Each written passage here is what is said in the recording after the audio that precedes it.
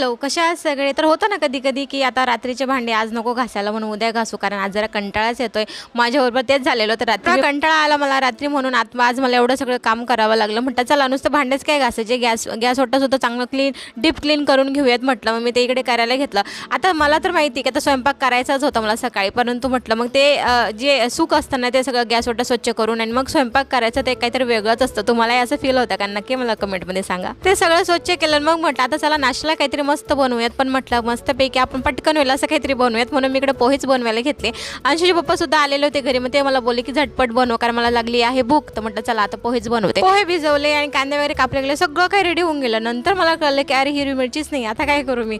मग काय म्हटलं जाऊ दे, आता लाल तिखटच टाकावं लागेल. अंशूच्या पप्पांना मी कोणत्या तोंडाने सांगू की जा आणि हिरवी मिरची घेऊन या असं म्हणून, कारण मलाही ते बरं वाटणार नाही, कारण ते नाईट करून आलेले होते. म्हणून म्हटलं जे आहे त्यात आपण समाधान मानूयात आणि पटकन पोहे खाऊयात. त्यांनाही दिले, मीही खाल्ले. त्यानंतर काही काम बाकी होतं ते करून